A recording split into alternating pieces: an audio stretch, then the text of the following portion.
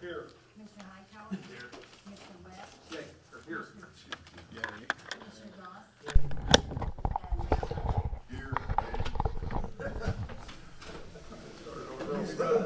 Before you can vote. Okay, any additional corrections to the minutes?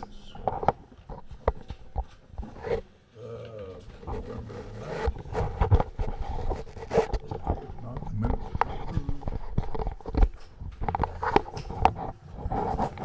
Let's see, a couple of priority things here. Where's John? You want to talk to us about the insurance?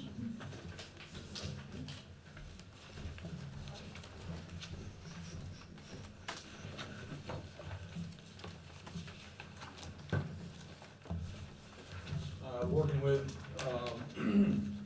Gail and Steve on renewal of the insurance. Worked with Blue Cross and Guardian and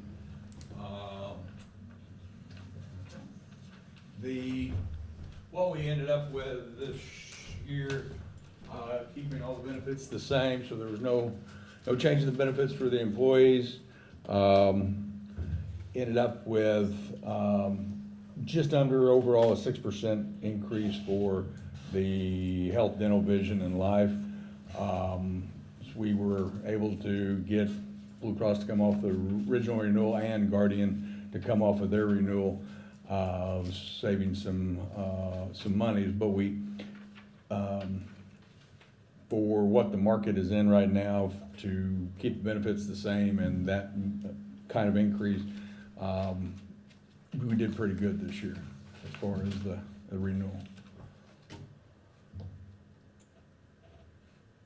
So you say it's roughly a 6% increase? Yeah.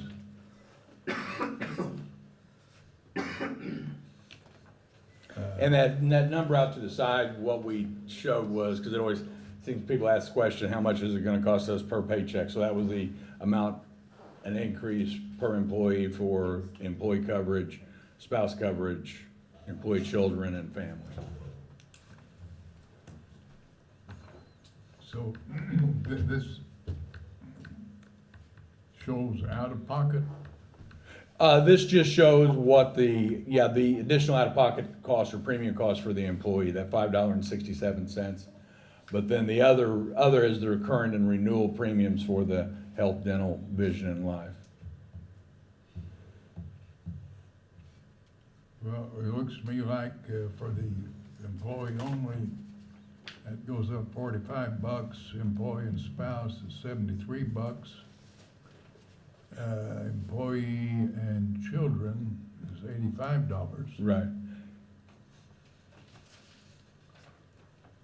Okay. And the 567 is per, Yeah, the 567 is what the employee cost increase would be, 1153 on the employee and spouse. So those were those numbers, because they showed what because it always comes up, want to know compared to what their raises were, Okay, now how much more is it costing the city? It would be about 120. 120 for what? $120,000. Oh, total cost Would be- increase to the yeah. city is 120,000. Right. Okay, employees have to understand that the city is Picking up 75%, right. So yeah, of that $45 increase, 10 of it is on the employee and $30 is on the city. I don't like the sound of that, but, okay. So, when we say $45, the employee is actually only going to go up 10? Right, they're picking up 25% of the increase. Well, the 11 something. Yeah. Well, that shouldn't hurt anybody. Okay, what's your pleasure? Make a motion to accept. Increase in insurance rate. Yeah, I second it. January 1. Call roll. I lost my screen. Okay, but you made the motion, he seconded the motion that we accept the rates as presented. Yes. You can figure out what your motion on after a while, Anthony. I just told him what it was. Call roll. Commissioner Vanilla, Yay. Commissioner Hightower? Yay.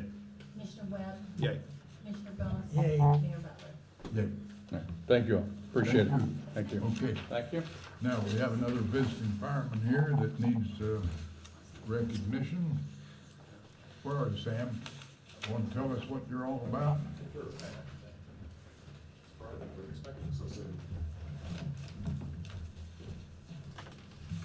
Thanks for allowing me a few minutes here tonight. As you well know, the city has been gracious enough to help us out for the last 2 years down at the Williamson County Historical Oh, Society. okay, now, there may be people here who do not know what you are talking about. Okay. You're associated with? Yep, I'm Sam Latuk. I'm president of the Williamson County Historical Society. We operate the museum down on South Van Buren Street, which is in the old county jail. The city's been gracious enough for the last couple of years to help us out with a stipend, and I just wanted to be able to be here tonight to express my appreciation for that and let you know how that has benefited us.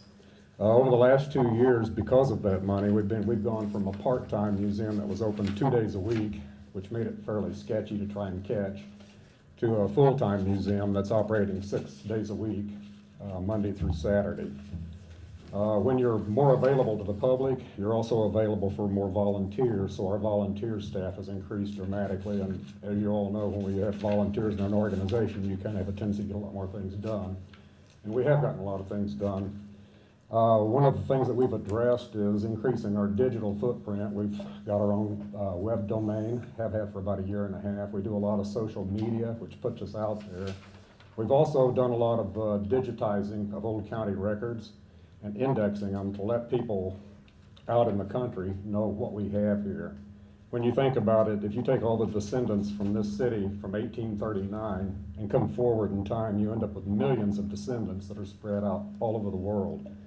And as a result of being more available on the internet and more available every day down at the museum, we get a lot more visitors from all over the country. It's interesting, every year we end up turning up with visits from hundreds of people that show up from anywhere from Canada to Florida to California. We get a lot of PhDs who are writing papers. We have a lot of authors that check in with us on a regular basis. There's usually not a week goes by that some type of researcher or author or editor doesn't contact us for some type of local history information.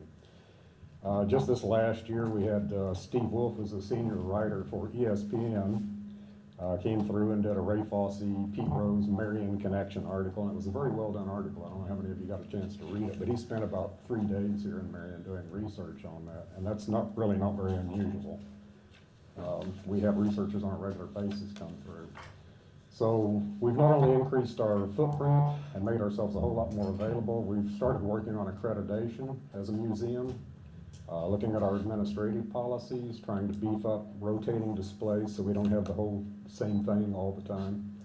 But this has really given Marion a very good way of looking back into our past, the way our pioneers led their lives forward. And our genealogy library is actually second to none in Southern Illinois. We have over 80,000 county records that date back to 1839. So people looking for anything from chancery records to common law records, divorce, criminal. We've got the original handwritten transcripts of them.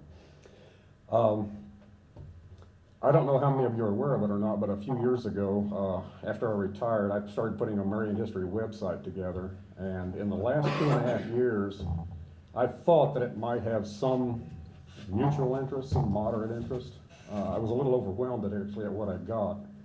I started clocking the number of visitors that I got on this site 2.5 years ago, and believe it or not, I'm about this far away from 2.75 million visitors. That averages out to about 3,000 a day. There's a lot of commercial sites that would like to get 3,000 people a day on their websites. So to say that there is interest out there is an understatement. And people are constantly wanting to come back here, do research, look into their genealogy, look back into the past at the things we have in the museum. And the reason I'm here tonight is to just thank you, and I appreciate the help you've given us. It makes a vast, vast difference. It went from part-time to full-time, and that's really appreciated. Well, I think the council, and you're doing it, need to be commended for having the foresight to provide some funding for the museum that was lacking, and because of that lack, it really couldn't become a full-service museum. Right, exactly.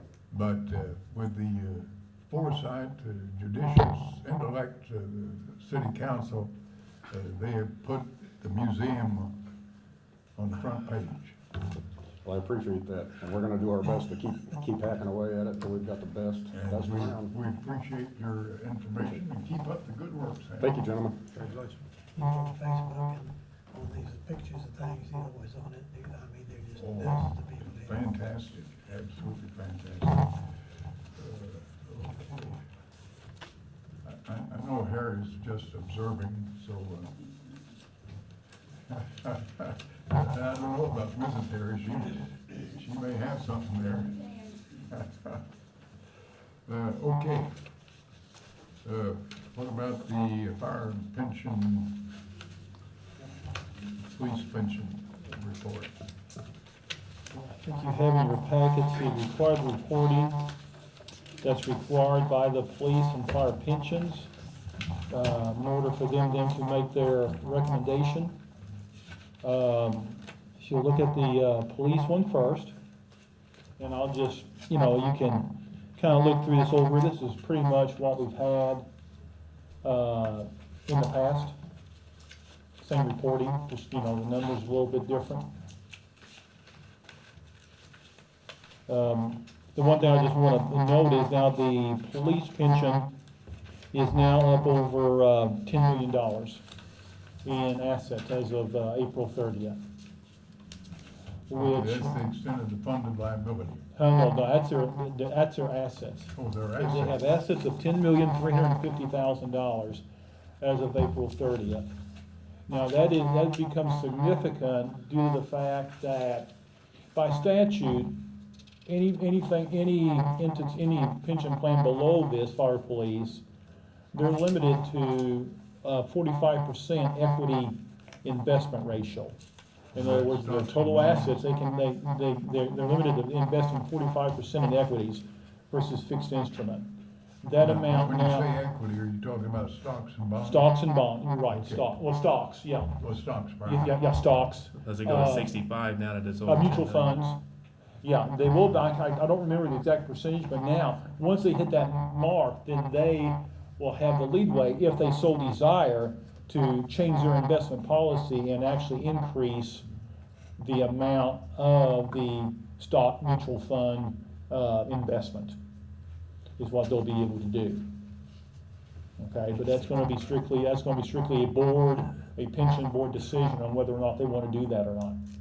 You know, they can provide for it, and, you know, and it doesn't mean they have to go from 45 to 65. Even if, you know, say the 65 is allowed, they can do anything in between too. It's just gonna be strictly up what, you know, with their comfort zone, what they feel comfortable with. What's that, unfunded liability ratio that they Okay. maintain? Yeah. Well, I know what it says there, theirs is 55%. Mhm. Yeah, which under you accountant's new, Gatsby formula, Yeah, they lowered it. 5% on both of them. Right, exactly. It is showing, on the page 2, it's showing the unfunded actuarial accrued liability for the police of $8,362,429. So that's the unfunded portion that they're shooting. And by statute, I forget by what date, they have to have, 90% funded by a certain date, but knowing what's gonna happen is that will get, you know, that's been kicked down the road several times. And, you know, Yeah, used to, I can remember when I first got on, only thing you had to do is write a letter or something like that, they'd give you another 40 years. yeah. You know, to, It's all by, it's all, here, this is all by statute, and, and very well could see it change. You know, it's just, and coming from those ranks, though, the only thing this has done is put a burden where it doesn't need to be anymore, and that's on the taxpayers. All because of a formula somebody probably never rode on a fire truck or in a police car, you know, understands. That's where the legislature has gotta come into play. You're absolutely right, they, you know, well, when they gonna do that after the budget, I guess? Well, they're gonna do Shortly thereafter. some things after the budget, Yeah. but they're not gonna fully address this problem. And of course, you're talking about this 90%, that's a moving figure. The percentage may be the same, but the amount of money involved continues to increase. Unattainable, and you know it and I know it. Yeah. It's not, if any town could do this and wind up bankrupt, if they follow. Sure, Right. yeah, right.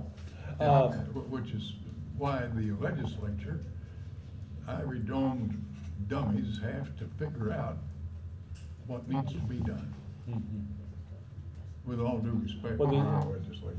The easiest thing to do would be simply but the unions are so strong, you'll never see it, is to go from a defined benefit plan to a defined contribution plan.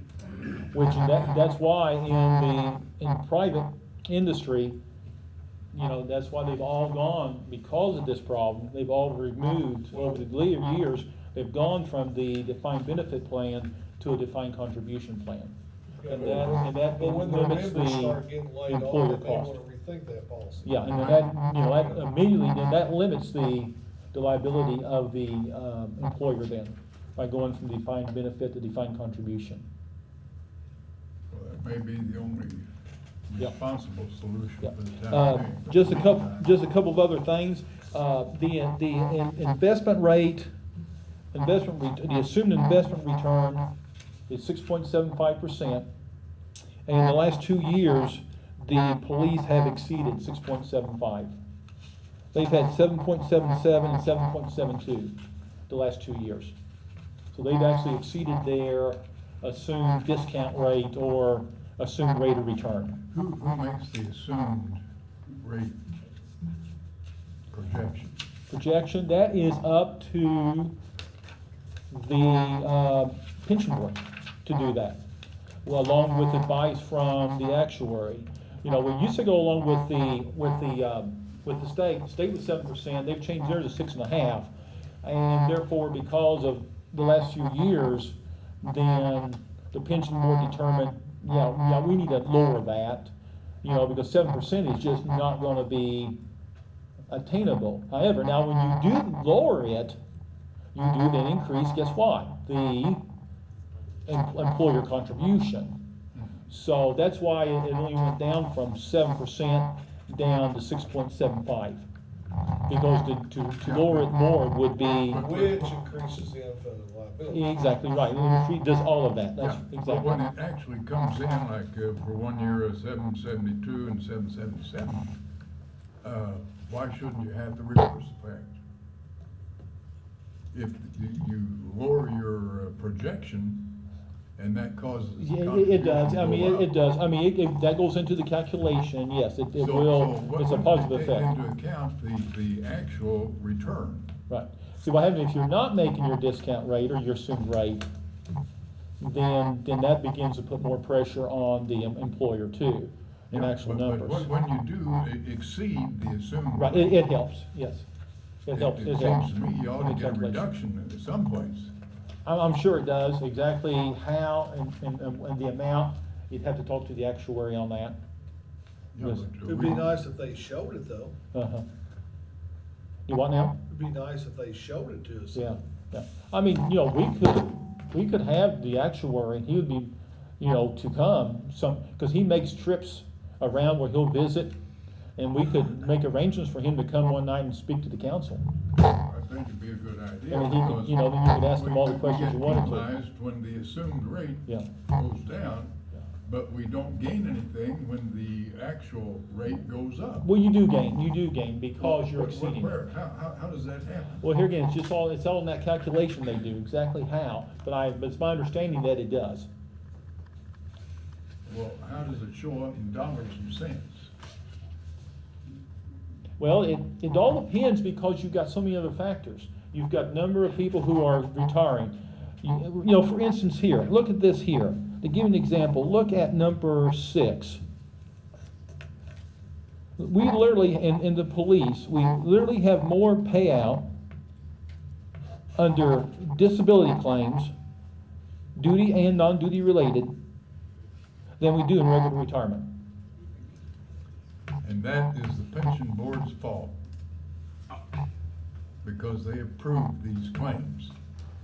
I think it's the brothers taking care of the brothers. Only about 30,000. Yeah. Well, Yeah, no, not very much, but, That is you know, why but- our rate is the second or third in the state. Of the 11 or 1,200 communities that have this, we are right up at the top. Why? Because our pension board is not doing their job. Well, they can't arbitrarily make up their rules. I mean, they therefore just follow in state law whenever they, approve any disability. Didn't you Yeah, check into, but didn't you they- check into that statement and couldn't find it valid what? on the disability for Our rating in the state. our rating in the state? Didn't you check into that? No, That no, was brought back no. by a No, member. actually, we looked it up though. We found it was not a valid claim. Yeah, that was We just, weren't number 4, we were number 5. No, I mean, it was, it wasn't, that was brought by, I'll tell you later. Yeah. It was It brought wasn't by a- it a wasn't member of a- the pension board, and yeah. he didn't hear what he thought he heard. It wasn't Okay. statistical, Yes, information. yeah. Okay. Yeah. Steve, Yes. based on the assets and the amount of money coming in and what's going out, I mean, do we foresee any cash flow problems with it, the fund, or? Cash flow? Yeah. Only if they keep changing the formula. Really, and truly, that's, I mean, that hurts us. Yeah, right now I don't perceive any problems with future cash flow. Okay? So since we And- changed the PNC, Um, how has that worked out, Steve? PNC, since we changed fund managers? It's kind of early on. You need to give it a minimum of at least a year, 2 years to really start looking and be able to start comparing numbers. Did the police go You with know. firefighters, fund Yes. manager? Yes. Yeah, yes, and they're both under the same, with Yeah. the same money manager Yeah, right now. Well, and I think that, well, we haven't looked at the fire yet, but I think it's been they've been good fund managers. Yeah, Very good. they've also got the Yes. same attorney, they're gonna start getting the same attorney, so there'll be more representation for the police side to help out a whole lot structurally wise. Are you on the police pension? Yes. You were talking about Terrence. Fight words, huh? Wondering where he was, he's been at all these picture boards. You'll have me on camera next week. If you notice though, they talk here about the disbursements, and they're gonna be a little less than 800,000. Our investment net came in at 712,000. But the contributions from the employer, the city, was 608,000. And from the, Well, that's projected for next year, the Well, 608, well, but it's gonna be more than that though, because he's taking the very minimum, which we're going to be Yeah, putting more what- money in. What I'm trying Yes. to point out is that between the employee and the employer contribution, we're still gonna be $700,000 to the good, even with almost an $800,000 payout, Mhm. according to these figures. Yep. So that $10 million asset will soon be 11 million. Yeah, Yeah. Which is good But- for cash flow. But, Good cash flow. Now, why But can't we here- get a reduced rate? that's right, that's exactly, but we're not getting nothing out of that. We're just paying more and more. I know, and that's, Get that, see if you can get him down here. I Yeah. think, yeah, we yeah. like to talk to Usually this in, guy. I think about, first part of the year, he makes trips Not far around, off, we can that'd be schedule good. one. Yeah. As long as he don't charge. yeah, Huh? then wait till we see next year's Yeah, actuary. yeah, he will, but it would be worth it though. We can't afford this. It would be worth it. Call him back. It would be worth it. Well, I know before, he's came around, met with the pension board and did not charge them. You Before, didn't so, charge him. Right, because he was in Well, the, I hope not. You think he'll come here without charging us? no. I don't know, he might, I just don't know, I mean, Well, I know who he did pays- who before, pays and his didn't salary? charge Who him. pays his Well, salary? let's- You and the, pension board split it, split the fee. We might wanna see what he's gonna charge before we invite him. Well, no. He's really reasonable, his fee is really reasonable, to do the actual evaluation, plus this required reporting, his total fee was $2,200. Then he charged an additional $2,200 to do all that in GASB that we had to have for the audit report. So total for each fund was only $4,400 for each fund. I mean, and for all the work that had to be done, that's a pretty good deal, in my opinion. The problem are the CPAs that make the accounting rules. That's the whole Oh, problem. I just say hang them all. And the pension board. Well, throw the pension board in as an incidental aspect. The only other thing I want to point out is, if you'll look, you can see then attached should be the investment policy of the board. I don't know if it's attached or not. And then should be a balance sheet, which shows you, in what are the main, categories that the pension money is invested in. You will see in a large, I just want to point out, the reason such a large amount in the pension checking account was the fact that at the very end of the year, they cashed in several separate account annuities to invest with PNC. And so it happened at the very end, so I think we received a lot of that money like on April 30th. So the money then was transferred out then the first part of May. But that's the reason for the large amount sitting in the checking account, was because of these, doing a full surrender on those annuities. So that money could be sent over to PNC.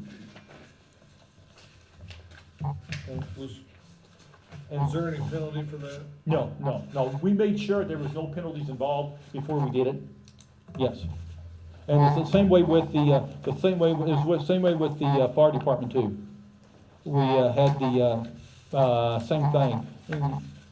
In fact, their money was actually in transit, so we actually showed it. They have a large amount listed as undeposited cash, but it was money that was in transit, where it had been, where the check basically was in the mail, or the wire transfer was coming in to us from the annuity company. It looks like those people ought to take some advice from the policemen, because their actual investment return was 5.82%. Yes, it was lower than the police. Policemen were 7.72. Yes. 2 percentage points higher. Yeah. And then, of course, if you drop down though, they only got 4.5%, Mhm. while the police were getting almost 8%. Mhm. Yeah, that's a couple of years, So why is there a discrepancy like that? different investments, and if you go back and look, I have a history of both that goes back quite a ways of their return, and you'll see that happen. It's not uncommon. Couple of years, police will be fire, and then that will kind of turn around. Now that they're both under one management company, the returns should be basically identical. Exactly. What one does, the other one will be doing. I guess the question I gotta have and ask is, if the police were making that rate of return, why didn't the fire go to their money manager? It's like he's doing a little bit better. Well, not all the money was with one money manager.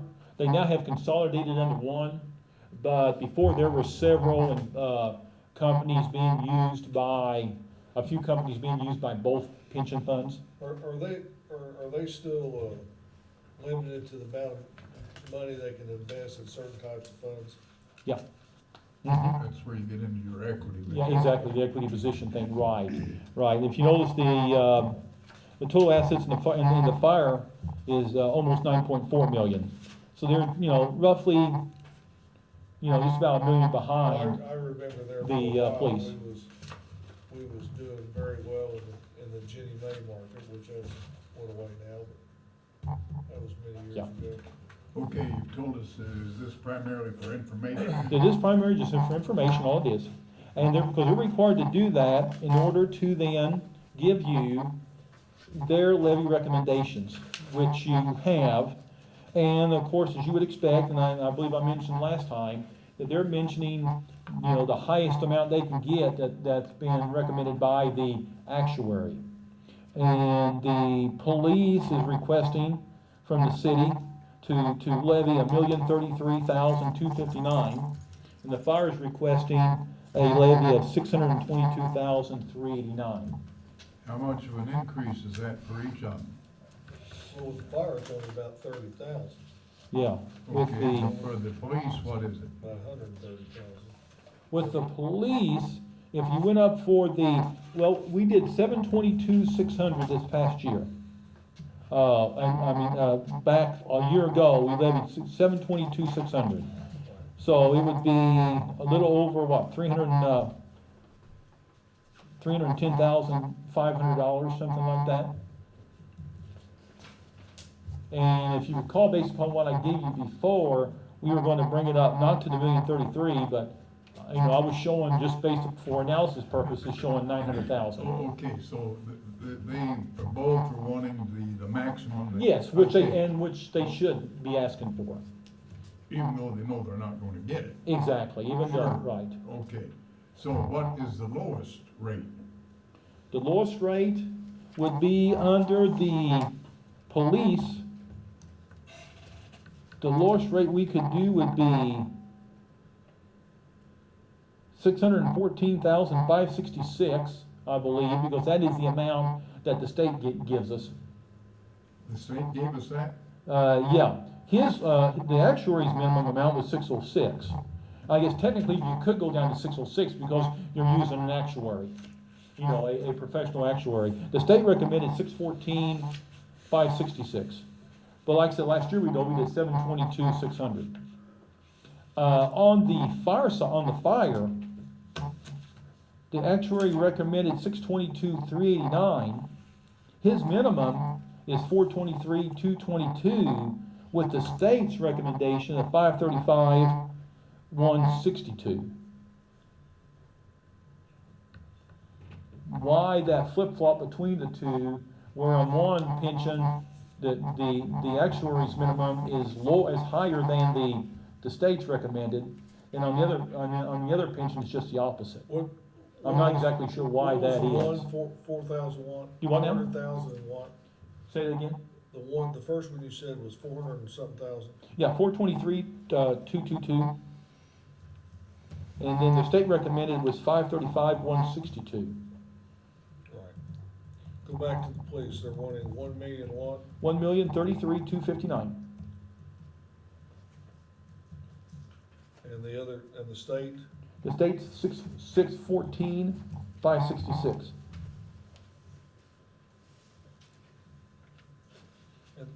On that one, I like the state's recommendation, and on the fire, I like the actuaries. But you have to remember, in the side of the police, we actually did 722,600 last year.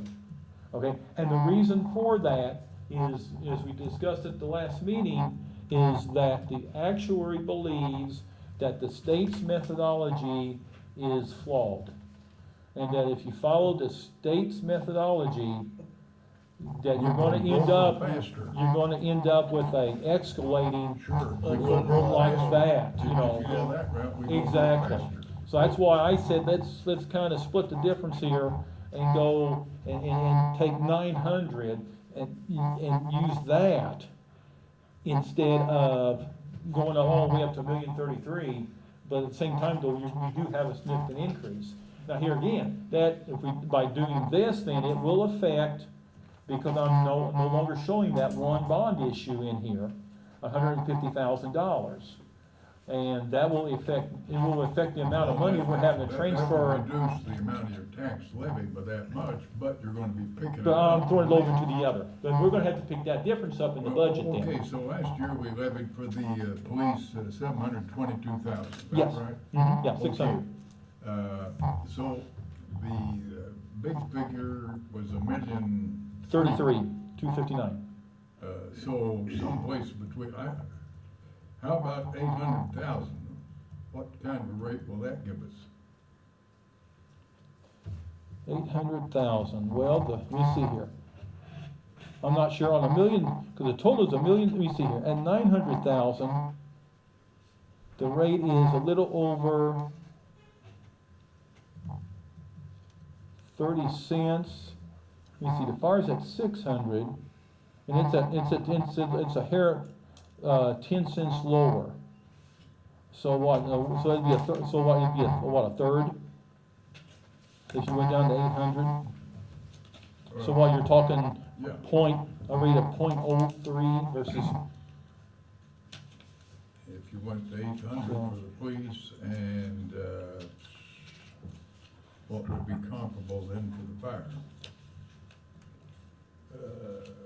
You're only talking $30,000 difference from what we paid last year and this year. Well, no, you're talking about 78,000 difference between 720. What we pay, what we yeah, pay last if you would lower, if you would lower it to 800, then your increase would be 77,400. Okay. What we pay Right now, last- right at 900, the increase is 177,400. Yeah, see, that makes, that's quite a difference. What did we pay last year to the fire? 722,600. No, fire. I'm sorry, fire, 493,200.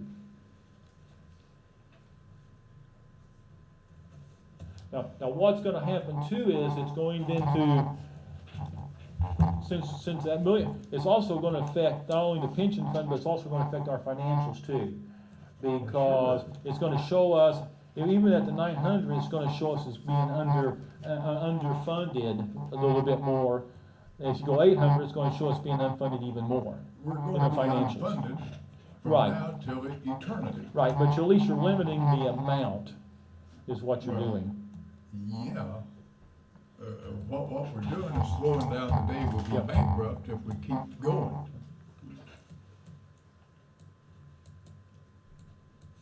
Well, what do you recommend? He's not gonna recommend, no. Yeah. And he shouldn't. He's given us the facts. It's up to us in all our grand wisdom to come up with something that'll work. Yeah. The purpose of this tonight, what we need to do is to do an estimate. You're not stuck to it. It can be changed. In fact, my understanding is it can actually be changed during the actual hearing and still passed. And still be passed.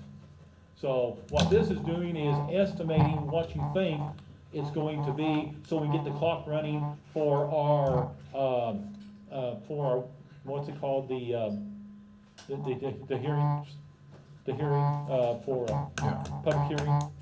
Yeah, Well- if, what's the term, well, we have to have that for, I can't think of the term. Truth and taxation? Yeah, truth and taxation, yeah, thank you. Yeah, okay, well, why don't we, since it isn't gonna be etched in concrete, why don't we go 850,000 for the police?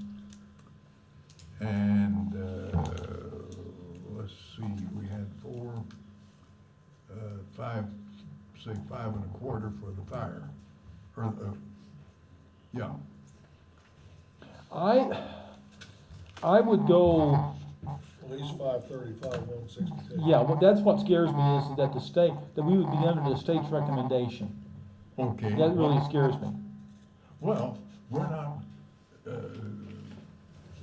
deciding finally completely Yeah, right now. right, but I'm just saying, I would, just for, even for the estimate purpose, Yeah. I'd go with 550. Okay, make it 550. 550 and 850. Uh-huh, okay, That sounds like a nice round okay. figure. Now, then you wanna then drop that, or do you want to take that 100,000 and put it back in the bond? 100,000. or you, the 150.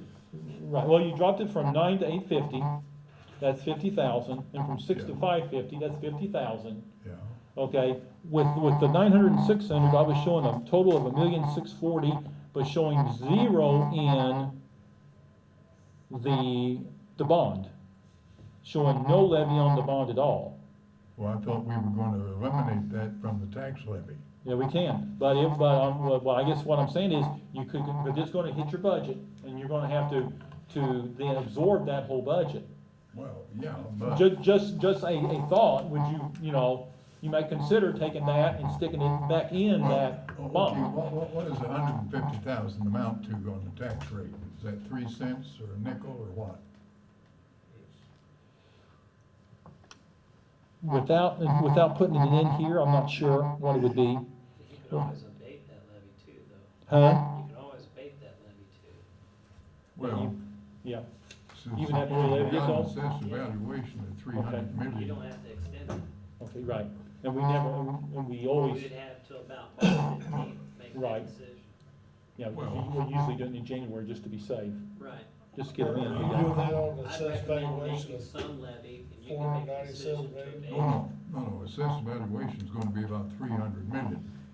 And if you, on your tax rate, to raise 150,000, your rate would be 5 cents. Yeah, So right, that is about what we would be saving if we dropped the bond issue from the tax levy.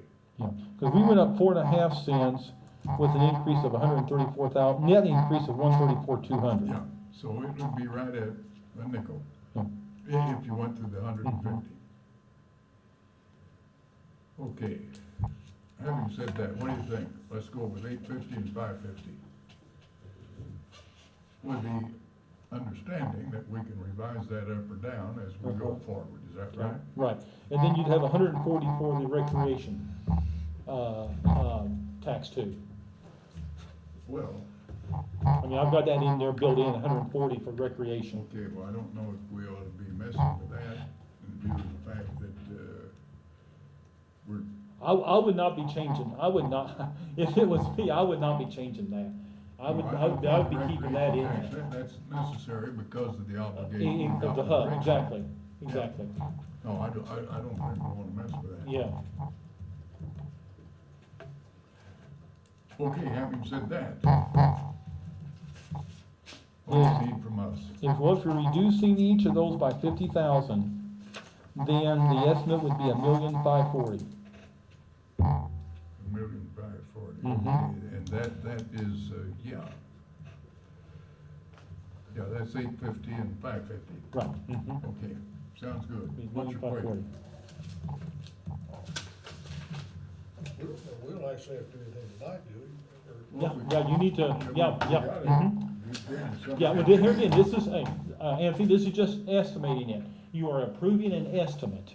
That's all we're doing. You're not, what this does, it gets the clock moving, Okay, so we can have our hearing and stuff on the 14th.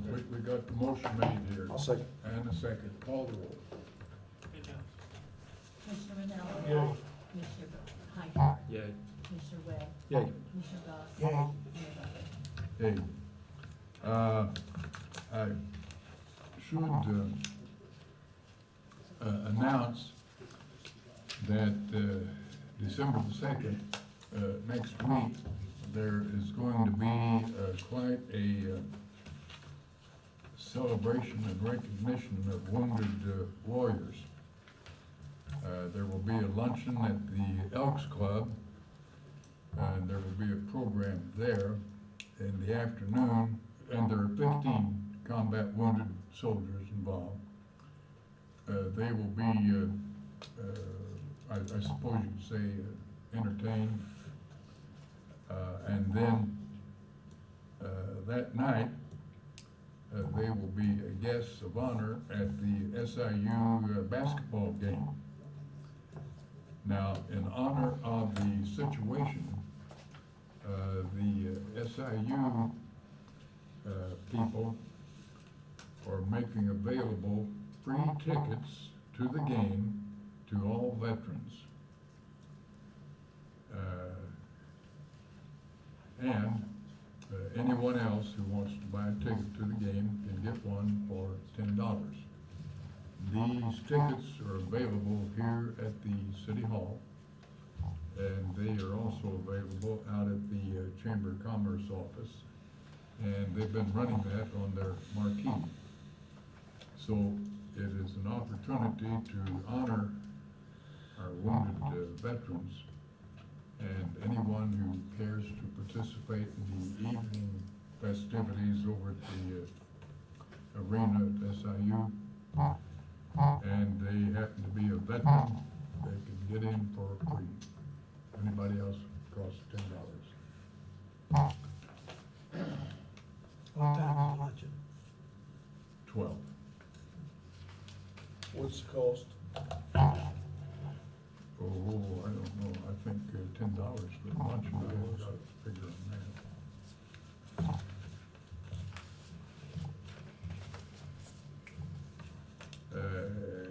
Okay. We've actually, did we do 1 and 2 all at the same time? Yeah, Yes. property tax Yeah, estimate, and and then the- the required report Right. we got from the Police and Fire Pension Board. That's what number 4 okay, now. Ordinance number 4. We're talking about formally recognizing Friday every other week as payday. This has always been the case. Someplace along the line, some of the city employees had prevailed upon the treasurer at that time to pay late Thursday afternoon. And for a while, that has been the way. Even though the check was dated Friday, they were delivered late Friday afternoon. And so it's not been a good system. Now, what this ordinance 3285 says, all personnel employed by the city shall receive pay for their service bi-weekly, resulting in 26 pay periods annually. The use of the bi-weekly pay system causes every 7th year to have 27 pay periods commencing in the year 2015. And this is a 27 Yes, pay 27 pay year year. right now. Calendar year, yes. So it works out. All personnel employed by the city shall receive their regular pay on the Friday in the week in which pay is due. Pretty simple. Would you agree? Yeah. Actually, some of our labor agreements say that they'll be paid on Friday, and like the mayor said, somewhere along the line, it got skewed back to Thursday, and it never was, etched in stone, so now we're etched in stone. The other labor contracts just say that they have to be paid bi-weekly. So like direct deposit would go in Friday instead of Thursday? Yeah, if you got direct deposit, it'd be there. Yeah. on Friday. And we'll make it available to the few that still have paper that they can, get theirs in before 2 o'clock or 3 o'clock, whatever it is, because, if not, then it won't show up on in their account till Monday, so, Yeah. being actually last night, thinking of you and the Of milk. me? Yes, in the milk of human kindness, you know who said that? No, who? John Wayne, He did. in the movie I'm McClintock. surprised he was quoting me. Yes, he was. That's what I thought. I thought, how did he quote you in that movie? That was good. Is that plagiarism? Oh, no, that was in the public domain. Oh, okay, all right. Yeah, he said that, you're the first guy I thought about. I thought, well, how'd John talk to Bob and get this in a movie? Which reminds me, for some reason, one of the lights over there on the north side of the tower is cattywampus. It's leaning. Now, if I were in charge of the street department, I'd make sure that somebody got up and took care of that before it falls off and breaks. Yeah, I've already fired the guy that's responsible for that.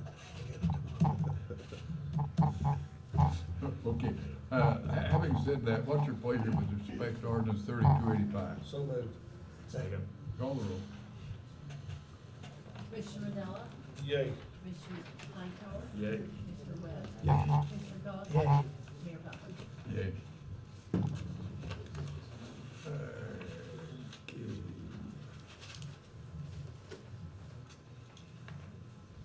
What's this about acquiring a vehicle from county 911? Actually, the 911 board has a, extra vehicle. I came back and talked to Gail, asked if there was any need, and we kind of discussed it. I thought that maybe, if we could purchase this vehicle from them, that we could give the new vehicle to Brian Fisher. Terrence can get his vehicle, and then we would give Kim, who's Terrence's assistant, and driving her own vehicle, his vehicle, so. Okay, how much? It's $12,000, it's not etched in stone how this is gonna go about, but only thing I need, if it's made available to us, I just need, authority of the city council to, spend up to $12,000 Not more than 12. on this vehicle. I'll move that. Motion made, seconded. We need it. Question is, what model is It's this? 2010 Jeep Laredo, and, we've had it looked at by our people, and it's in Tires. excellent shape, and so, Okay, motion made and seconded, call the roll. Commissioner Manella? yeah. Commissioner Hightower? Yay. Commissioner Webb? Yay. Commissioner Doss? Yay. Mayor Buckles? Yay. Okay, what's this about Wayne Fossey, the wastewater treatment plant? Hey, you guys may recall, he's a former employee. He was the inside lead guy at the sewer plant, retired a couple months ago. He's wanting to bring him back on a part-time basis, to kind of help with some administrative tasks, and also there are new requirements by the US EPA. And so he's gonna help out with the CMOM program. It's capacity management, operations, and, maintenance. And, he'll kind of help in that capacity, no more than 600 hours, roughly $26 an hour. And it's already a budgeted item, because there was some question on whether, when he was gonna retire, so they just kept him on there. So essentially, we'll be saving So it money. is budgeted. Yes. Yeah. Okay, that's your motion, is there a second? Second. Call the roll. Commissioner Manella? Yay. Commissioner Hightower? Yay. Commissioner Webb? Yay. Commissioner Doss? Yay. Mayor Buckles? Yay. Okay, new police officer. What's the story on that? Yes, just want to announce that Sam Ward is one of the two new hire positions. He's 26-year-old, and he's been working for the sheriff's department as a jailer for the past 2 years. He will start December 5th and go to PTI January 10th. Okay, now this isn't a new position? Right. It's already been approved. I hear he's gonna work out good too, for what it's worth.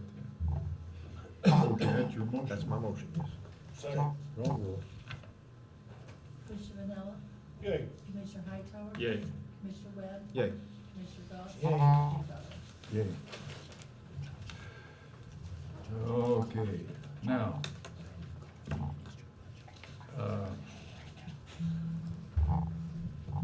proposed ordinance 3287. I thought we were going to direct streets where weight would be limited and designate those where you could have more. All this does is just, Exhibit A is this, everything is not included, where is Exhibit A? is not attached, but you have one. You Yes, We know, do not have Exhibit A. The map we looked at last time. Yeah. right? Yeah, Now, It's been up to date. It's different. It has more streets on Well, it. and it's been out of if better. you're going to have Exhibit A, we need to, There's only a few more streets, but that's why they're done. well, yeah, but this doesn't, We don't see exhibit A. it says no truck shall be operated on city street with vehicle with load has a maximum gross weight of 13 tons. Right. Now, this says on any street. Now, That's right, but read paragraph 2, there's accepted.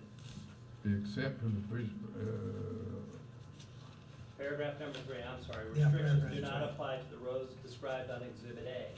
Exhibit- okay, now where is the exhibit A that we can attach to this ordinance? I sent it at the same time I sent this. I don't think I got it, or I didn't print it out, I I didn't don't see have it. it either. Well, but because we're gonna have some, Right. people are gonna object to, this, and we've gotta make sure this is right. I wanna see exhibit A attached to the ordinance.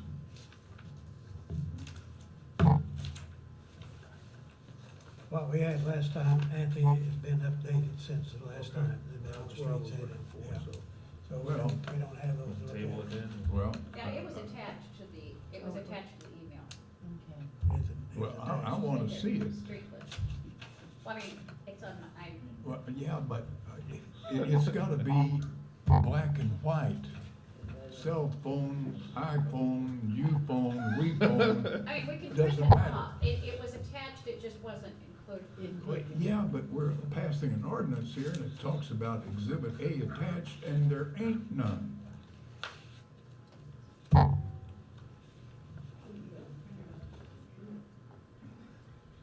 No, I'll go print it up on my computer if you want to come back to it. Well, okay. I'm really easy to get along with. You're really Oh, picky yeah. though, you know that? I think John Wayne was right. No. I think he was talking about somebody else. Okay, what, about the streetlights on Hendrickson and North Logan? Yeah, with that council approval of made, it put up those lights on the 800 block of Henderson and 900 block of North Logan. We've looked at it, they are needed. They They're are very dark, needed. very needed. And, Will that put you about Hendrickson and Hill? that gets you, yeah, right Henderson Hill, close to Hucks, because it is so Oh, yeah, dark there, you yeah. can't see anybody. Yeah, Hucks would probably. Yeah, and Logan, the Logan Street is also pretty dark. So I just ask authorization to go ahead and put those up. I'll second that. Motion.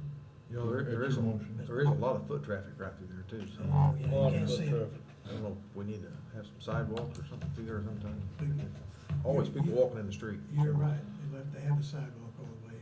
Well, you're the sidewalk Well, you've commissioner. got all the gas tax.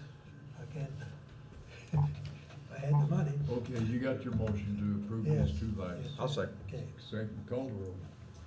Commissioner Vanilla, Yay. Commissioner Hightower. Yay. Commissioner Webb, Yeah. Commissioner Goss. Yeah, Mayor Buckler. Yay.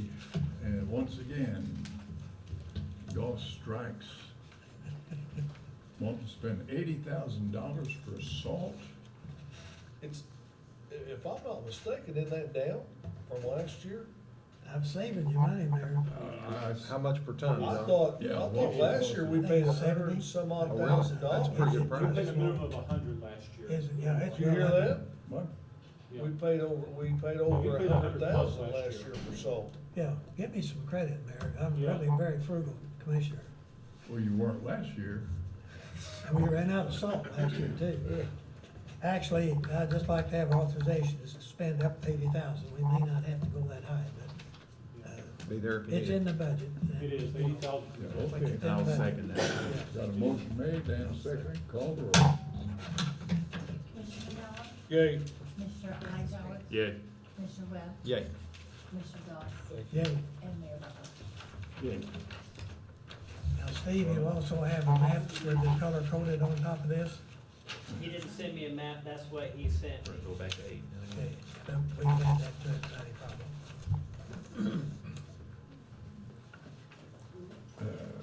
It was there. Now, let me see how He had this- sent this on an Excel sheet, and I converted it from the Excel sheet, so it could be printed out in Word, be part of the. Well, okay, now let's see what this says.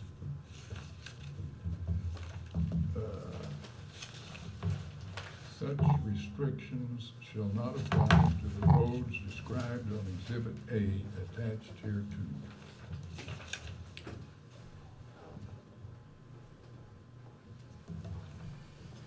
So this list of roads is good up to 80,000 pound, I suppose. Yes. Yep.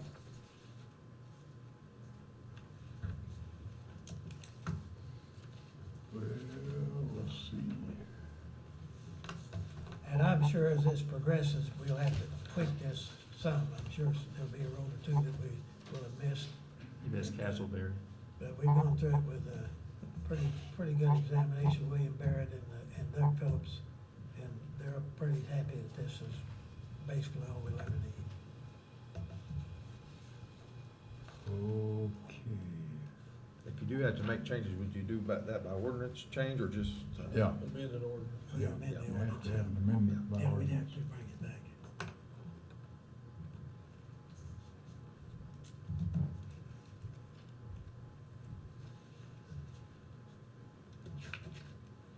How will we notify the truck drivers of this? I mean, No, that's a we're good not, we're gonna question. put signs on the road for somebody out of town, it's, Now, did we? Well, I always thought under the Illinois Vehicle Code that trucks a certain size was not allowed on residential streets. You don't see many in Marion, but I mean, there's other towns that you'll see them parked on them and stuff like that, but I mean, I don't have, you know, I'm not in tune to the Illinois Vehicle Code, but I thought it was against the code for, you know, certain size vehicles to be on residential streets anyway. Now, I'm talking semis, and I don't know what their tonnage capacity is compared to the, a trash truck. Okay, I might have a question about one or two of them, but I think this is more like it. Now, as far as notifying them, we thought as one option that we'd certify mail, request back from all the, what we are aware of, people that might be involved in this, so they'd all be notified that there is an ordinance out. And I thought we also talked about maybe not, starting this ordinance to January first. Correct. Oh, yeah, Okay. yeah. maybe put an ad in local newspaper. Yeah, and the website, we'll try to. We need to Plus- revise this effective Yeah. date. This ordinance will take effect, be effective, after January 1. Publication, yes.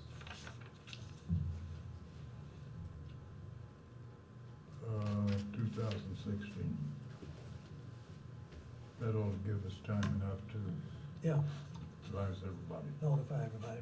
Anyhow, that's. Have all that here at one of the next two council meetings. Yeah. Okay, what's your pleasure? I make that motion Your adopted. motion I'll make a second. and a second, call the roll. Commissioner Vanilla, There we go, street commissioner and an engineer sticking together right there. Democracy at its best. Yay. Hey, good job, Jim. Commissioner Webb, Yeah. Commissioner Goss, Yeah. Mayor Butler. Yay. So number 11. Okay, ordinance approving execution of TIF district, redevelopment agreement with the Dairy Queen. Okay, what's the deal on that? This is in the Hub TIF district, and this is with Tom Wolf. Actually, the council approved last year an inducement agreement for this project to actually occur. This was just, the project's actually already done. This was the Main Street Dairy Queen, and it was the rehab, so it was TIF eligible at the time. This was actually just the agreement that had been worked out, and it's a 70-30 split, and it's just real estate, and the project's already completed. Is there a dollar figure attached to it? Actually, there's a cap on, of 190,000. Okay, it being in the Hub TIF, then he's gonna have 20, what? About 20 years left. 21 years, Till 2034. 2034. Sounds like a few years. Well, it's 19 years. Okay, that being the case, what's your pleasure? I make a motion to accept this tip. I'll second that. Call the roll. Commissioner Vanilla, Yay. Commissioner Hightower. Yay. Commissioner Webb, Yay. Commissioner Goss. Yay. Mayor Butler. Yay.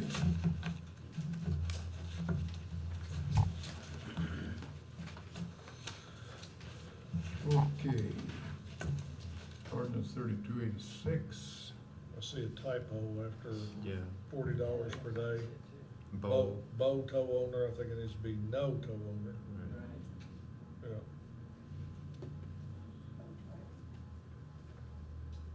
Yeah. Yeah, Boto. Okay. No tool owner should be allowed to charge a set out fee whenever the toll is picked up the owner.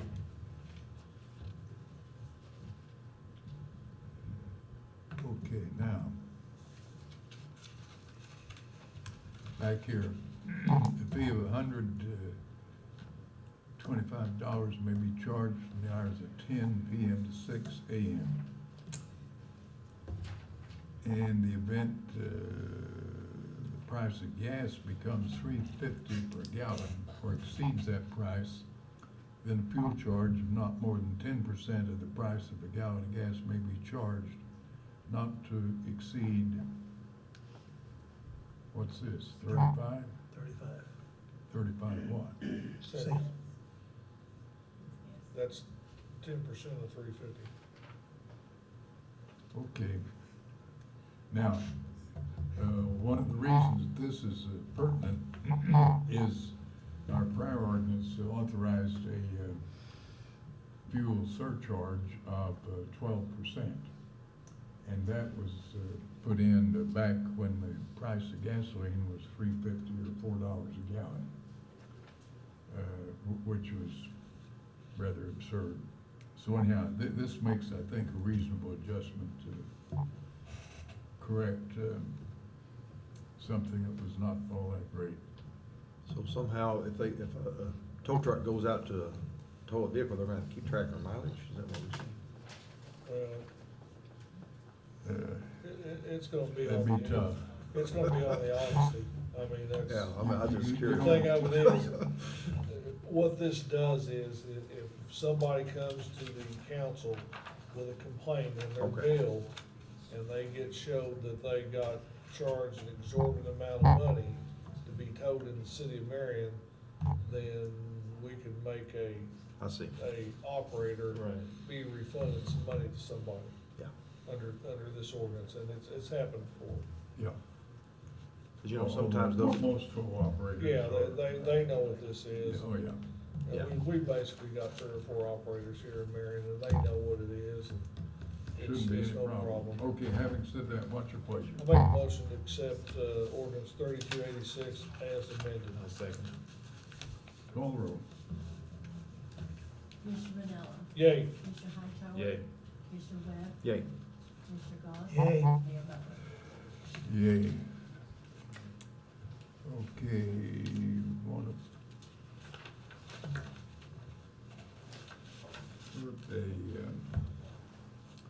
double wide manufactured home on a block foundation at 612 Vinewood. We have anything on that? It's right here.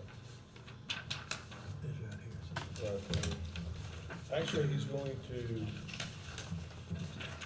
Well, it's a 3-acre lot? yeah, and I talked to Jim on it today, and, I forgot that we'd passed an ordinance since that time. I thought it had to be approved by the zoning board, but we have a new ordinance, that we passed last year that takes, R2 out of approval Yeah. necessarily from the zoning board and places it right to the council. I don't have a problem with this because this land's out in the middle of nowhere. I mean, it absolutely is. Without this, it probably would not. be Yeah, developed. no, and a lot, like I said, a lot of it's in the floodplain. He does have a little bit of area that he can put this home on. He's gonna access off of Lehigh, Yeah, I don't, and, has William put an address to this yet? Not that it, I mean, I don't know this, does it Well, need to he be a has- Lehigh he has- address or a Vinewood, or are we Well, just it- gonna the merely address is allow six- him to do it on his property? The address is 612 Vinewood, so they put an address to it. well, that doesn't make any sense, because his property doesn't touch Vinewood. And the only access to his property is on Lehigh. Well, That was my only other question. now this came through Jim's office, so. Well, how's the water department gonna, Whatever comes through, actually, whatever comes through William Barrett is how they will address it, but if these guys, unless it's a fire that they can visibly see, they'll be driving past 612 Vinewood for a long time. And police and ambulance Yeah. too. I think it's gotta be yeah, unless somebody can tell me something different, I think it's gotta be readdressed to a Lehigh, address. And I don't think there's, if I remember quite well, I don't think there's even a structure on Lehigh. I think it's just a road that comes off of Vinewood and goes nowhere. Is that well, right? it looks like it goes between two lots that do have Yes. houses. But they're both facing Vinewood. Well, maybe Derek can come up with, Yeah. We I can mean- have it, we can check the address on if you have a map, so. Yeah, I mean, you know, outside of my question on the address, you have no problem Oh, with the no, double no, wide no, being, no. okay, so, that would be your motion, subject to you know. determination just, of the address. yeah, Verify the address, yeah. Yeah, okay, that's My the motion. motion. Is there a second? Second. Call the roll. Commissioner Ranella, Yay. Commissioner Hightower, Yay. Commissioner Webb, Yay. Commissioner Goss. Yay. Mayor Butler. Yay. Okay, what's this about the Civic Center? Employee? There's a list of part-time Civic Center employees. These are people that, they work just occasional shows when there's a full house or full, so it's not like they are 20 hours per week. They're more like just maybe once or twice a month. But we run them as city employees so that we've done all of the drug screen, background checks and everything.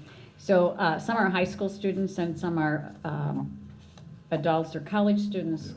So they just help clean the Civic Center, pick up popcorn and trash between shows.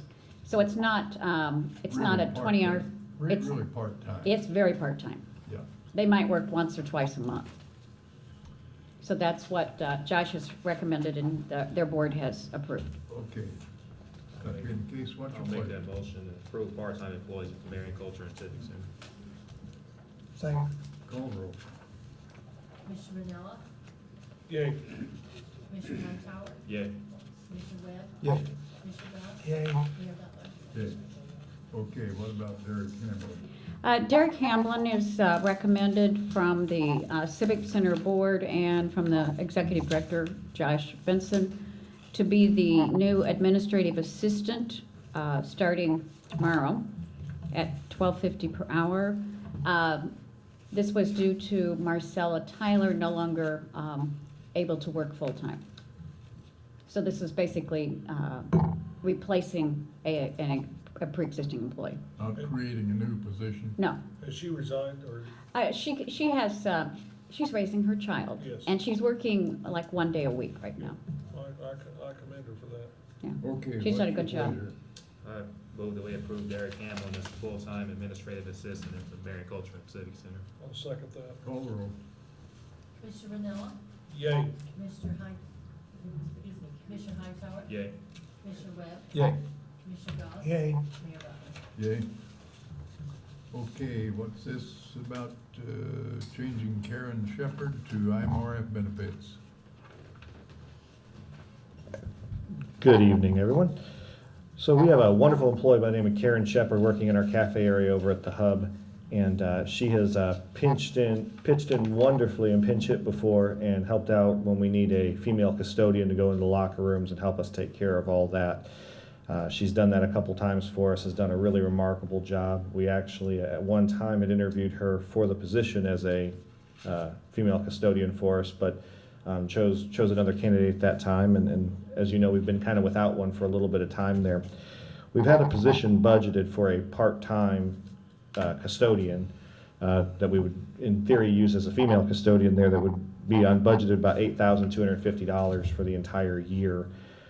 We'd like to, if at all possible, have Karen add a few extra hours to 10 hours a week to her normal schedule that she's doing in the cafe to help out with that custodial duties there, which based on adding those 10 hours over a full year as well as the IMRF would bring it to about $5,500 for a savings of $2,750 over a full year's time, rather than hiring another part-time employee at 1,000 hours a year. How many hours would she work in a year? Her total, Yeah, she can't work more than 29. She'd be under 1,500 total for a year, which would keep her under health and health benefits. okay, of course, if she goes over 1,000, then she gets the IMRF benefit. She would have the IMRF then, which that's part of the calculation in there, is that adding the additional hours to her cafe schedule, and then that would put her in the IMRF. So 30 hours a week average, she would be eligible for healthcare benefits. If we hit 30. She's like 28, 29 probably. Correct. Okay. Got the picture. What's your pleasure? Well, if we're bringing her up this far, I know healthcare is a big issue to us. I hate to knock somebody out of a benefit for 1 hour a week, personally myself. So, Well, Is she interested in health benefits, or do you know? She's not currently. no. That I know of. Is she interested in it though? Is she covered under any of her family or anything? She is currently covered, yes, sir. She is covered. Yes, sir. oh, well, okay then. Okay, no. Being full of the milk of human kindness, I see no need to go to the 30 hours. Sure. All right. That being the case, what's your pleasure? Make a motion to approve Karen Shepherd's IMRF benefits. Actually, already effective. Yeah, well, of course, that doesn't, IMRF doesn't have anything to do No, it with the doesn't. health benefits, so. Okay, we got a motion. I'll second that motion. We actually even had I'll to do that second. by council action. Okay. Call the roll. Oh, wait, You want? I don't know why we did. I don't know why we would have had to even do this, I don't know either, but but. we're doing It was it. on the list. Well, I do what's on the list, Mayor. we got a motion made and second. Call the roll. Yay. Commissioner Hightower? Yay. Commissioner Webb? Yay. Commissioner Goss? Hey, Mayor Butler? Yay. Okay, what's this about part-time? Yes, sir. I have one part-time employee this evening for the council to consider here in Sherry McConnell. She would be a fitness attendant at a rate of $9 an hour, working upstairs primarily in the evenings, 2 shifts a week. So she'd be a part-time employee, but at the moment, there's only 2 shifts that we're looking to Okay, how fill. long is the shift? 5 hours, 5 hours, so she's working 10 hours a week? 10 hours a week, yes, sir. Okay, that having been said, what's your pleasure? Move that we approve Sherry McConnell as a fitness attendant at $9 an hour. I'll second. Call the roll. Commissioner Vanella? Yay. Commissioner Hightower? Yay. Commissioner Webb? Yay. Commissioner Goss? yay. Mayor Butler? Yay, okay. Steve, if I might ask, how's membership going? Are we still holding pretty good, or? Membership is going very well. We are at 7,100 members, so 7,100 members. We are getting ready, hopefully, with our Black Friday sales that we've got going on to eclipse the 3,000 unit mark. We're sitting Congratulations, that's good. Sitting at 2883 as of today. Very good, thank you. Sounds pretty good, and I've told you about the elderly lady who came in, somebody had told her that since she was, had a social security disability card, any fee that would be due at the rec center would be waived. So she came into the office and was wondering about it, and I told her I wasn't aware of any such policy. And then I said, thinking of terms of trying to contact her, I said, what is your address? And she gave me the name of a street that I'd never heard of. So I assumed that she didn't live in town. So I asked her, where do you live? She lives in Cobden. Yes, sir. She was driving up here 3 days a week to take part in aquatic therapy. Yes, sir. And so that impressed me.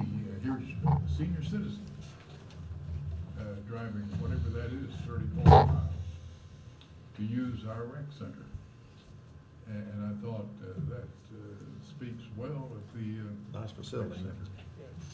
Absolutely. There's actually some insurances that have what they call a silver sneaker program, and they will pay the membership for people to go there. Yeah, I know people that are doing it out here. Yeah. Silver Sneaker's one of them. We also have Prime Fitness, and Prime Fitness is doing the same thing. Now, Prime, it could be very different because it's driven by your insurance company, so it may be called one thing at your insurance and one thing at your insurance, but it's the same brand, if you will, as far as who's administering it. We have approximately 400 units of membership from those insurance carriers. So we invoice those people instead of the. We get a per swipe fee every time they swipe into the hub, up to 10 swipes a month. And we're currently getting somewhere between $32,000 and $4,000 a month from that program. Sounds good. Okay, now, we have a motion on that? Yeah, Number 18. go to 18. We're on 18. Okay. Now, talking about Flanders' electric bill is $67.88 for repair of 2 motors. Emergency action was necessary, and I told him to go ahead and take care of it. Now we owe them. Now, what happened if we had to buy 2 motors? Well, we had 2 motors go out for both the circulation pumps for the rec pool and the lap pool at the exact same time. We had the contractors obviously come out and take a look at it. They deemed that they felt that that was not a warranty issue at that point in time, based on they felt that water had gotten into the box areas, the actually closeout boxes there. We actually had Brent come from the sewer. We had Jerry Hickey come through as well. We had a little bit of everybody from the city, Brian Gale. We were going to bring Steve over there just to make sure everything was all right on the money side of things. It was just a little party in the pit over there at the hub. We still don't really totally have an answer as to what would have caused that, but pretty much water got into one of the box areas on both of the pumps that is sealed, but they feel that water came through a conduit and got in there and shorted out both the motors. Is there any washing that goes on in that area? 0. Because that is the word that I was told that an employee went in there to wash down whatever. I encourage all of you to come look at that room. You can tell it's never been washed down. Are you telling us that it's dirty and it's staying that way? No, it's the pump room though, so it's definitely got a lot of stuff on the floor. It's got all the pallets from the different chemicals that we use from time to time. It's got everything boxed up there. I mean, it's definitely not it's not pristine and glossed up like the rest of the building. I'd heard that the water had come off of the pipe and it just saturated those pumps. Is that true? Is that a design flaw? We do have one area where all of our water lines fill, all the fill lines. We do have an area that, due to the natural gravity, if it builds back up, you will have water that can come over the top and will fall on one of the pumps. Yes, sir. Is that a design flaw, or is that surely? I would certainly consider it a design flaw. I've never seen that happen in 15 years of running aquatic So centers. putting new one in without a change in design? At this point, there's one in. We have reached out to Ross Construction. I know, but you haven't corrected the design flaw, but it's still gonna put in 2 new ones? That only happens on manual, which we do not run the fill-in manual. That would only be if we were actually draining the pool out and doing that, which that doesn't happen very frequently, if But ever. when it But it does did on this happen, one. you get this problem. It did on this one. Can't you do something to Hey, keep that Steve, water why don't from you put a shield overflowing? over that? We are looking to do that, yeah. That's his answer. Yeah, that's what we're looking for. Are we going to develop some type of? Without question, yes. We're working Yeah. with Ross Construction to get some kind of remedy as to how that's going to be done. Yeah, to protect those. I Otherwise, don't you're know gonna that you can say, enclose it because Yeah. obviously may need to have some type of Ventilation. cooling ventilation and cooling mechanism, but Yeah, but you gotta do Yeah. something to divert the water so it doesn't. Well, one thing to know is that these are, a lot of these pumps are typically put outdoors as well, and they're usually not put under very much shelter as far as that goes. These are the same pumps that I've been seeing my entire career, and we've put them outdoors before.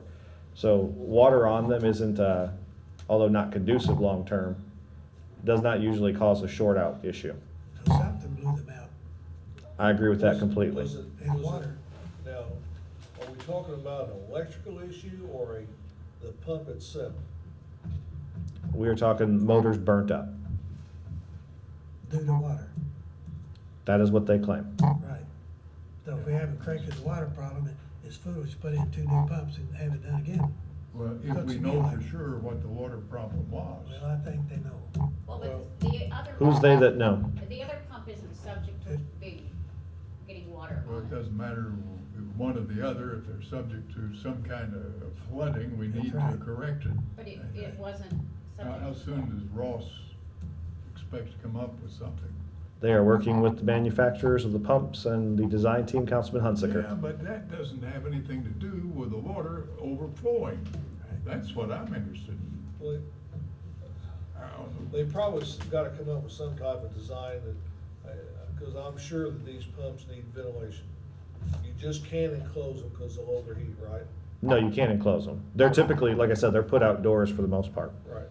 We're looking at dehumidification system, and fan to keep the air, so that humidity, the conduits don't produce, water vapor in there. But do we know for a fact how the water got in there?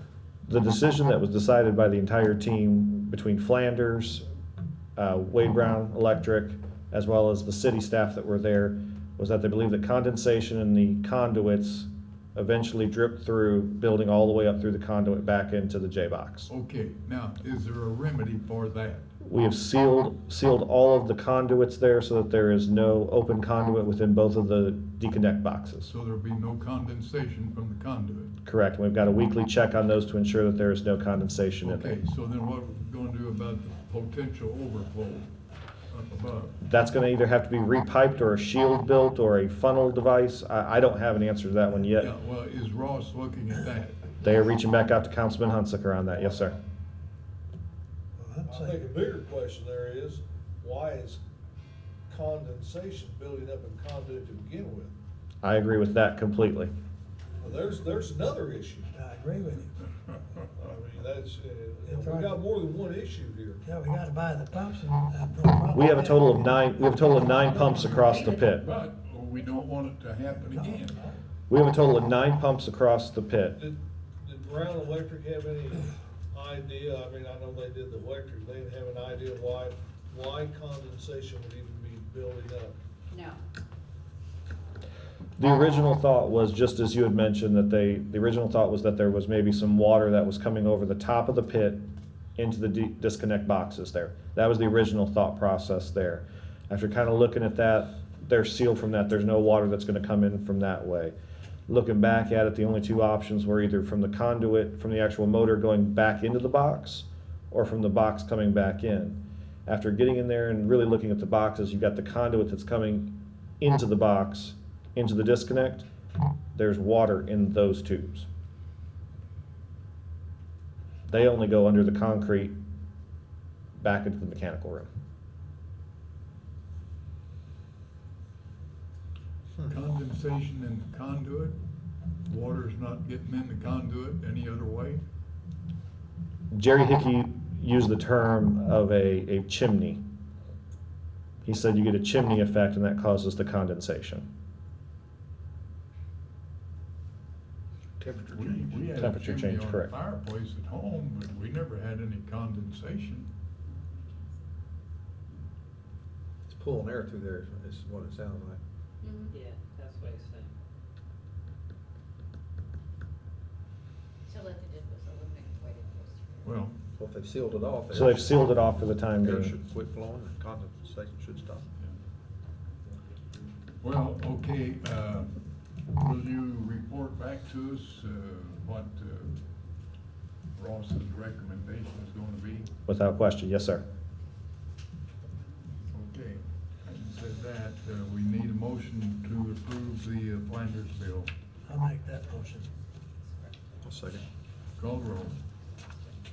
Commissioner Vanilla, Yay. Commissioner Hightower, Yeah. Commissioner Webb, Yay. Commissioner Goss. Yay. Mayor Butler. Yeah. Thank you. Thank you. Okay, Erica Hankey Young is resigning from the library.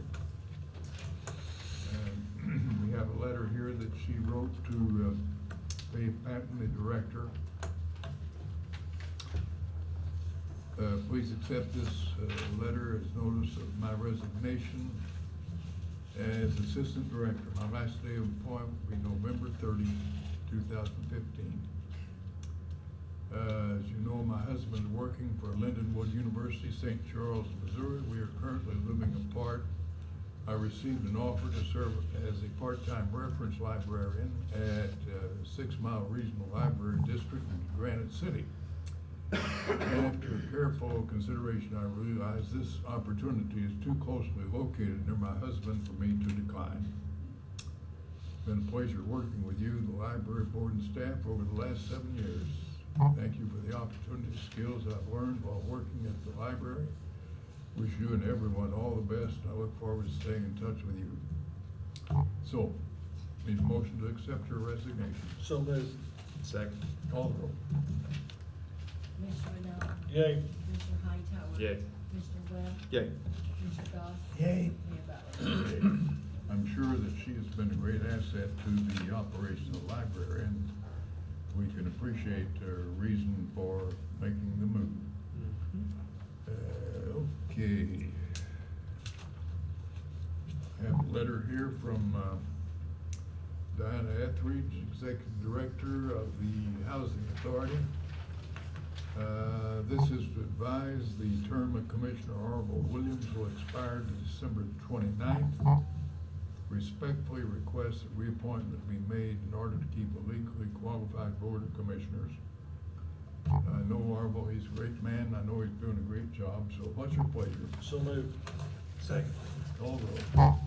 Commissioner Vanilla, Yay. Commissioner Hightower. Yeah. Commissioner Webb, Yay. Commissioner Goss. Yay. Mayor Butler. Yay.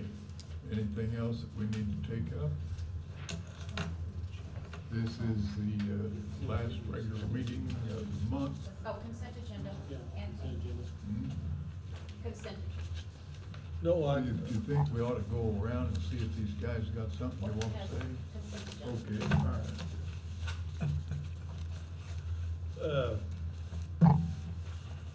hang on, I wanna get this back to something as soon as I get through my.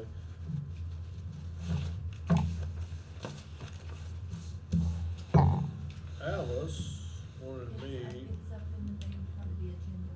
it just says executive session, real estate, personnel litigation, Down below that, I think. executive minutes. Alice wants me to, make a motion, and I see where it is here now, make a motion to approve the, executive minutes of 2015 and to date, and continue those to be sealed minutes. Second. Motion made, second, call the roll. Commissioner Vanilla, Yay. Commissioner Hightower. Yeah. Commissioner Webb, Yay. Commissioner Goss, Yay. and Mayor Butler. Yeah. Also make a motion to pay the monthly bills as funds become available. Second. Call the roll. Before you do that. Oh, yeah. Commissioner Vanilla, Yay. Commissioner Hightower, Yeah. Commissioner Webb, Yay. Commissioner Goss, Yay. and Mayor Butler. Yay. I make a motion to pay the consent agenda. Second. Call the roll. Commissioner Vanilla, Yay. Commissioner Hightower. Yeah. Commissioner Webb, Yay. Commissioner Goss. Yay. Mayor Butler. Yay. Anything else? That is all for me. Okay. Angelo? I had a question, I guess for Steve. Do you currently have, like as far as the day passes go at the hub, like for active duty who comes home on vacations? Do they have like a special rate or do they still pay the $10? We typically do not charge them if they're on active duty. Oh, good deal. Okay. That's it. Hey, Jeff, Merit Board has met a couple times, and at the last meeting, we did approve a lateral transfer policy.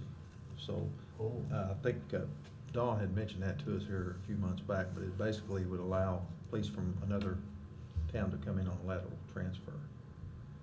If, you know, if we so, I mean, it'd still go through an interview process. I don't know, I'd have to think about that. So you got a cop who is unhappy at Heron, and he applies over here, and our policy is we can accept lateral transfer.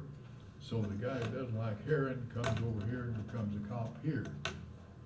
Possibly so, but the individual would still go through all the interview process and the screenings. Oh, I and all would that. think so, yeah. I mean, it would have to be a mutually agreeable, you know, we would That want would them. have to be done by ordinance too. Yeah, they can't force their way in, you know, Right. so. Yeah, that'd have to be. Tell me none of the boys from Heron coming over here, they're all 6-figure, so.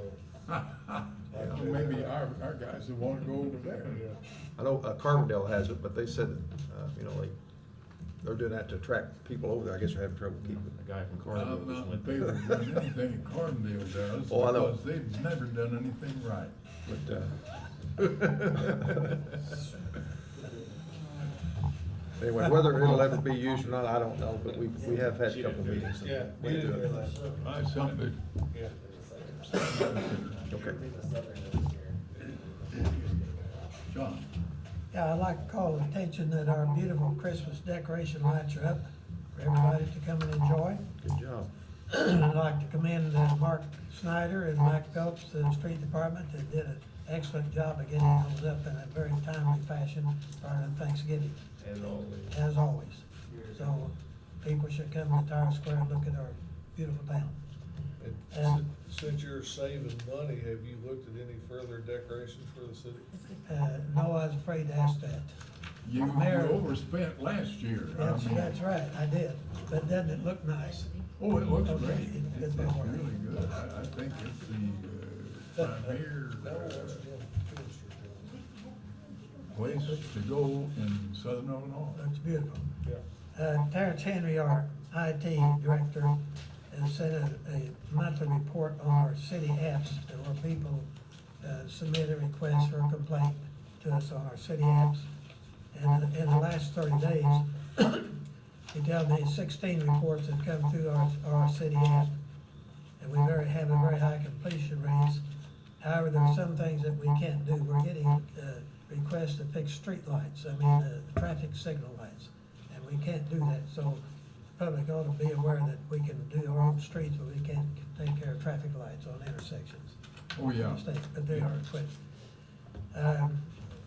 And in addition, we have several businesses that are featuring this app on the marquee, which we really appreciate.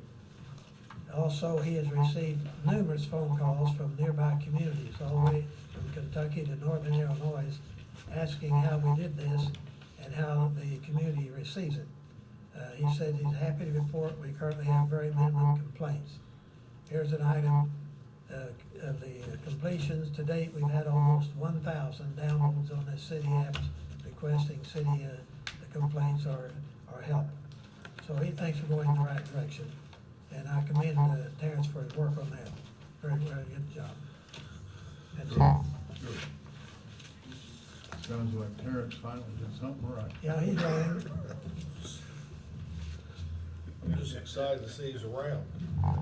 He's our ace. I don't know what we'd do without Terrence. I thought about it. He's feeling better this week. A fumble and a field goal and, Yeah, we won. yeah.